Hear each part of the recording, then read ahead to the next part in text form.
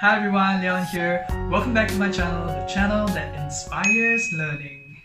Now, in my previous video, I have shared with you on 3 things that could interfere or prevent us from feeling love. If you missed it, you can check it out here.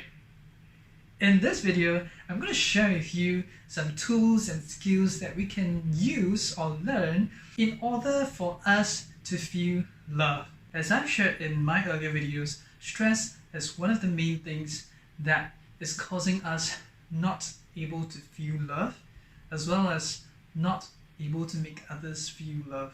However, the catch is this: it's just like our body temperature. It cannot be too high and it cannot be too low as well. When our stress becomes too low, we may underreact, and when our stress becomes too high, we may overreact.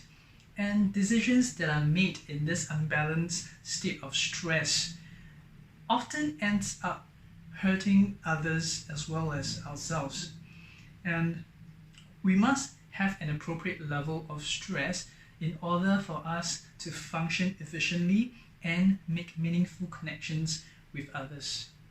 And this desirable stress region is what Dr. G called the E-zone.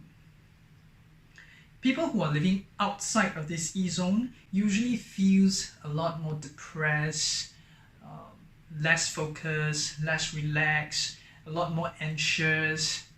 And the first thing we got to know is to be aware that we are operating outside of this E-zone. And then learn to use the following 2 ways to get us back into the E-zone. The first way is to talk to someone whom you trust, someone who is calm and is a good listener. However, the person may not always be around or available when you need him or her. And that is why when we don't have anybody to talk to, we move on to the second way, which is to rely on our sensory inputs to reduce our stress. Now, sensory inputs can include things like all our 5 senses: sight, touch, smell, taste, hearing, all this. Okay. For example, you can look at a portrait, right? A scenery that calms you down, or you can smell something, maybe lavender that relieves your tension, or you can touch something or squeeze something like the stress ball, if you know what the stress ball is, right? And also listening to some music that soothes you. These are the sensations that we can focus on when we feel stress. Okay, that brings us back to the E-zone. And I know some of you may be doubtful. You may say, is that it? Yes, it is. We just have to find the right sensory input for us. Different people have different sensory inputs that calms them down. Okay, you just have to find the right input and then rely on that. For some, finding the right sensory inputs that works for them may take time. For some, it may take practice, because we are all learning how to bring our stress back into the E-zone. When we are learning something, we will take time and we will take practice, right? Therefore, this is not something that is automatic.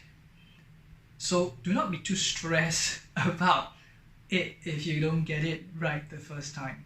There is another way offered in the book to manage stress, which is meditation. Dr. Ginny has provided a Ride the Wild Horse meditation for readers, and the uniqueness of this meditation is that it doesn't have to be seated in a fixed place. It can be on the go.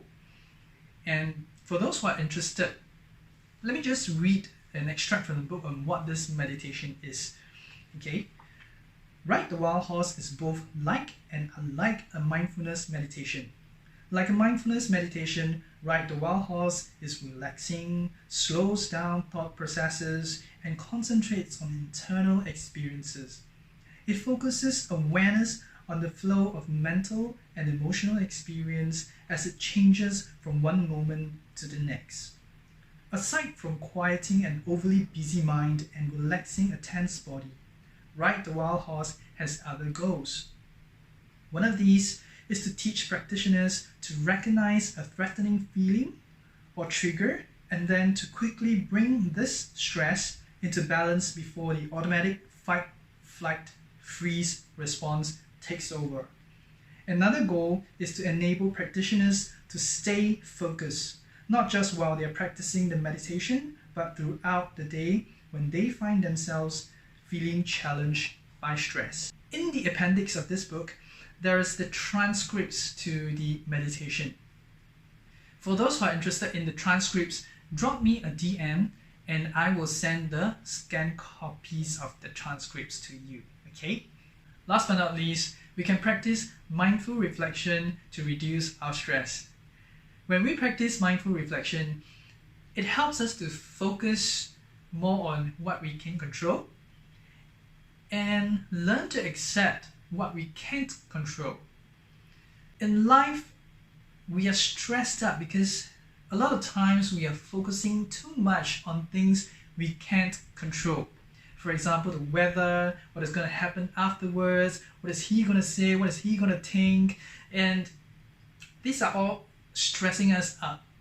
It is said that in life, it is 10% of what happens to us and 90% of how we react to it.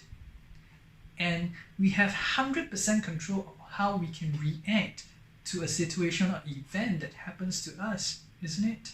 Just a simple example. I was recalling this and it suddenly poured, and the environment, the surrounding noise is just so noisy that I don't think I can do a good video with that much noise. That is where I decided to change my recording timing, okay, to do some other things instead. And this is what I can totally control, isn't it? Instead of stressing, oh my gosh, this rain is happening at the wrong time, it's happening at a time where I really want to video the most, to, well, just reschedule and then do some other things. The final part of this book is the AACCRR recipe for fostering positive relationship in challenging times. We can use this to relieve stress, to make meaningful connection with others, and to solve problems that may threaten our safety and comfort. If you're interested, hit the subscribe button or the notification bell to be notified of my next release on this. In the meantime, you may wish to check out my other learnings from books like 5 Love Languages, Start With Why, and Contagious.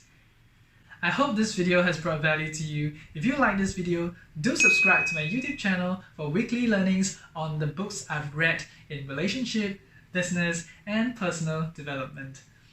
Or share it with a friend you care about, because when you share, you're not just sharing a video, you're sharing content that could make a difference in people's lives. I thank you for watching, wish you well, and see you in the next video.